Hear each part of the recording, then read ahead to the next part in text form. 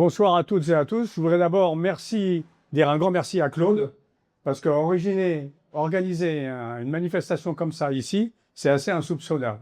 Donc merci Claude, bravo.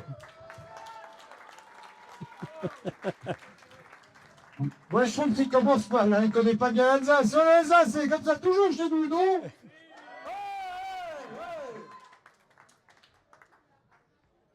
Voilà, je m'appelle Bertrand Villemer et pour reprendre les termes de Claude, je suis président d'une pépite.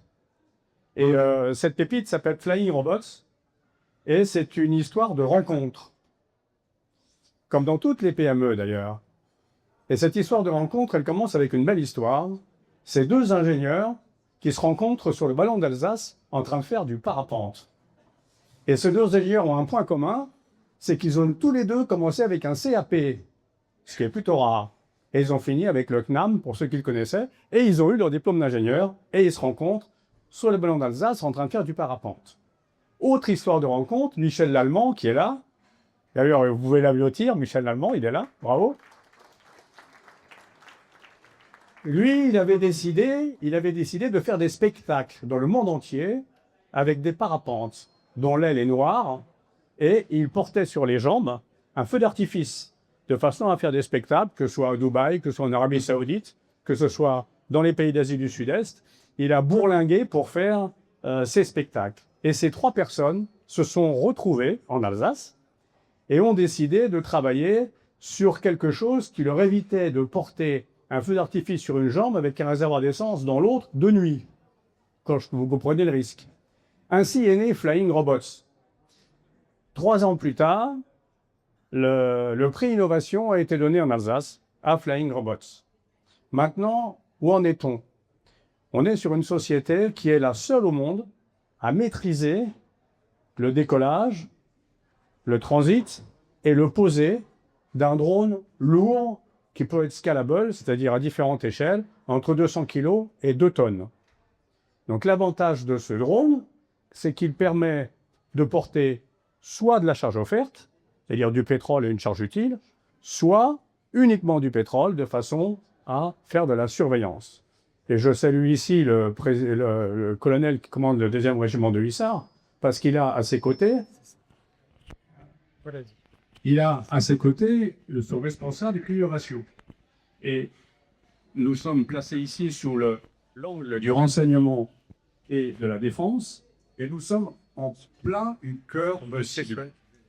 Il s'est passé quelque chose hier, que vous avez peut-être vu dans les médias.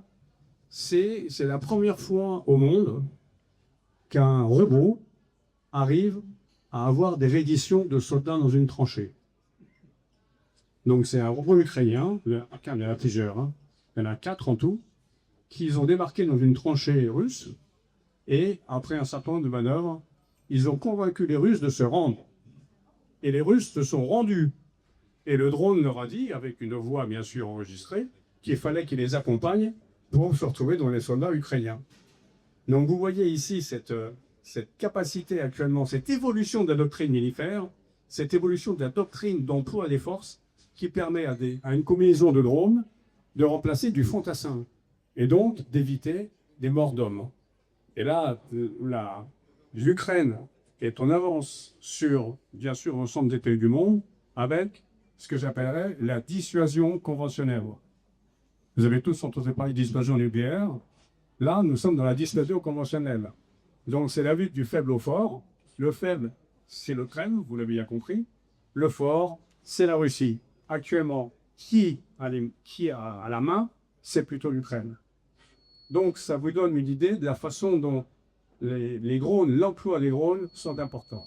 Alors, comment est-ce qu'on est arrivé à faire ce produit? Bon, on a constaté une chose simple, c'est que depuis que l'homme existe, il a fabriqué des choses qui volent avec des surfaces rigides.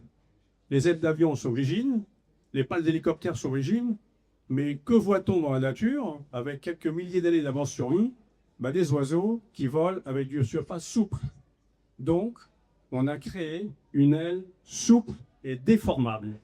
Il nous a fallu 20 ans et plusieurs millions pour pouvoir y arriver, parce que c'est pas si simple. Et on y est arrivé, et on est les seuls au monde à y arriver. Et donc, c'est pas une évolution, c'est une révolution dans la façon de voler. Et donc, quelles sont les conséquences? C'est un coût de possession qui est beaucoup plus faible et bien sûr, un coût kilométrique qui est beaucoup plus faible. C'est comme si je vous vendais une Renault Clio qui fasse 1 litre de consommation au 100. C'est très équivalent. Donc, bien sûr, il y a beaucoup d'investisseurs qui sont intéressés et, comme je vous l'ai dit en entrée, c'est un problème de rencontre. Donc, nous avons Michel Lallemand, que je vous ai présenté tout à l'heure, le Guinard, qui est directeur général, qui a travaillé pendant 30 ans dans les structures aéronautiques, et puis, bien sûr, Emmanuel, qui est le premier investisseur du soir, parce qu'il crée au projet. Donc, il était convaincu pour le projet et il a décidé de l'investir. Donc, je vous propose de l'imiter. Voilà, je vous remercie.